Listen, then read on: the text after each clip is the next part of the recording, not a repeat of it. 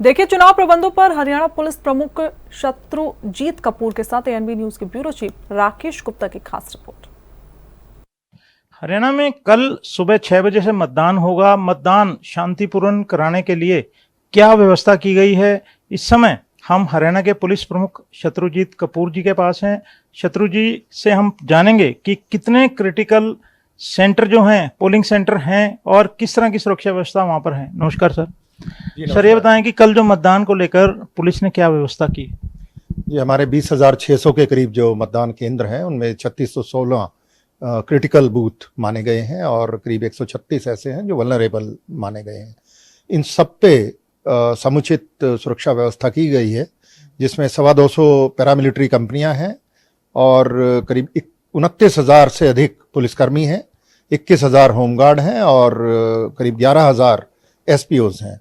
तो ये सब मिलकर के इन सभी बूथ्स पे और ख़ास तौर पे जो क्रिटिकल और वल्नरेबल बूथ्स हैं वहाँ पे सुरक्षा व्यवस्था करेंगे, ताकि सभी हमारे जो 2 करोड़ 3 लाख मतदाता हैं हरियाणा में, वो एक फ्री माइंड से अपनी वोट डाल सकें।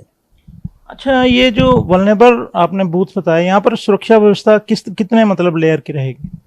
इसमें जो हमारे पुलिस के कर्मी और होमगार्ड जो तैनात रहते हैं नॉर्मल कोर्स में, उनके अलावा एक हाफ सेक्शन पैरामिलिट्री का भी होगा।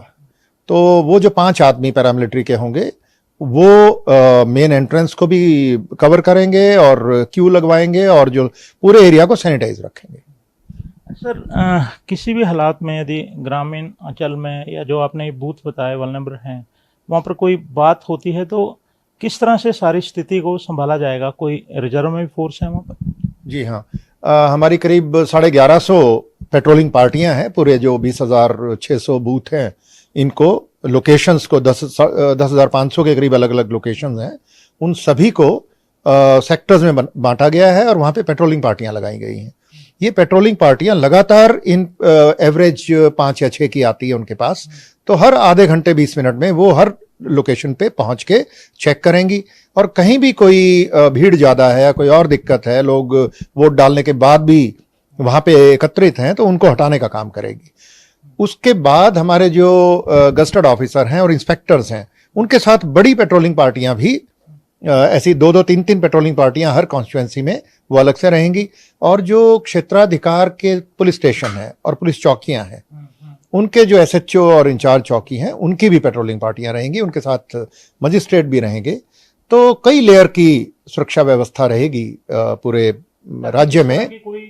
जी हाँ, बूथ ड्यूटियों के अलावा पेट्रोलिंग पार्टी और जो एसएचओ की पार्टी, इंचार्ज चौकी की पार्टी और गस्टेड ऑफिसर जो डीएसपी हैं, उनकी पार्टी, ये उस एरिया में लगातार पेट्रोलिंग करेंगी और कहीं भी कोई दिक्कत आती है तो सभी इकट्ठे पहुंच के उसको डील करेंगे। अच्छा, एक बताएं सर कि इन चुनाव में, लोकसभा चुनाव में भी शराब का जो मामला था वो पिछले कई चुनाव से आता है कि शराब बढ़ती है, लेकिन पिछले 2 चुनाव ऐसे हैं जिसमें ड्रग्स की जो पेनिट्रेशन हुई है, और जो ड्रग्स की पेनिट्रेशन है आपने अब तक कितना सीज किया है? और क्योंकि बहुत बड़ा आपके लिए चैलेंज है ये ड्रग्स की जो पेनिट्रेशन हो रही है, ये ओवरऑल लिकर और ड्रग्स कितने आप लोगों ने सीज किया है और कैश कितना सीज किया है? देखिए, अभी तक हरियाणा में जब से मॉडल कोड ऑफ कंडक्ट लगा है, करीब 72 करोड़ रुपए की सीजर हुई है।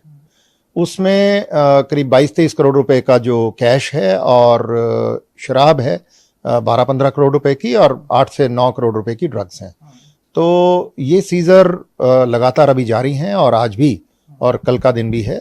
तो इसमें जहां भी हमें सूचना मिलेगी तो वहां पे तुरंत पुलिस पहुंच के उसको चेक करेगी और सीजर करेंगे।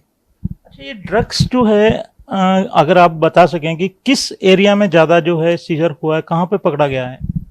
एरिया वाइज, जो डिस्ट्रिक्ट वाइज है, वो आंकड़े अभी मेरे पास उपलब्ध नहीं है, लेकिन हाँ, जो डिस्ट्रीब्यूशन की अगर बात करें तो वो सभी जगह लगभग बराबर सा ही है। कुछ जिलों में जहाँ कोई बड़ी खेप पकड़ी गई तो वहाँ का जो अमाउंट है वो बढ़ जाता है, बाकी मुस्तैदी समान रूप से जारी है। तो जो हमारे फ्लाइंग स्क्वाड्स हैं, करीब 510 के 15 के करीब फ्लाइंग स्क्वाड टीम्स हैं, और इसी तरीके से 450 से ज़्यादा स्टैटिक सर्वेलेंस टीम्स हैं, और करीब 400 नाके हैं, वो इंटरस्टेट भी हैं और इंट्रास्टेट भी हैं। तो इन सभी पे लगातार चेकिंग जारी है।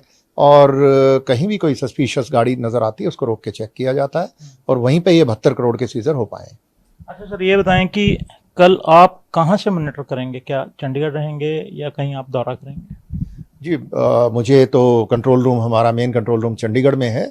हाँ, यहाँ पे सभी सीनियर ऑफिसर यहीं पे हाजिर रहेंगे और हर डिस्ट्रिक्ट के अंदर जो डिप्टी कमिश्नर और डिस्ट्रिक्ट एसपी वो अपना लगातार पेट्रोलिंग पे रहेंगे और उनके भी कंट्रोल रूम है जिला स्तर पर, जहाँ पे आपको पता होगा कि 100% वेब कास्टिंग है इस बार।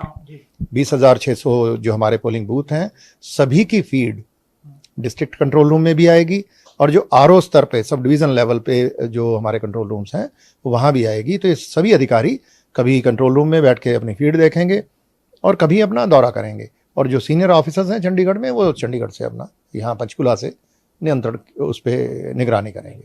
जी, शुक्रिया, थैंक यू। तो ये हैं शत्रुजीत कपूर, जिन्होंने बताया कि किस तरह से सारी व्यवस्था कल मतदान के लिए चाक चौबंद की गई है और जो वल्नरेबल पोलिंग बूथ्स हैं वहां पर मल्टी लेयर जो सुरक्षा है उपलब्ध करवाई गई है। और इन्होंने विस्तार से बताया कि किसी भी तरह से जो पुलिस की प्रबंध हैं वो ऐसे किए गए हैं कि किसी तरह की कोई घटना ना हो पाए।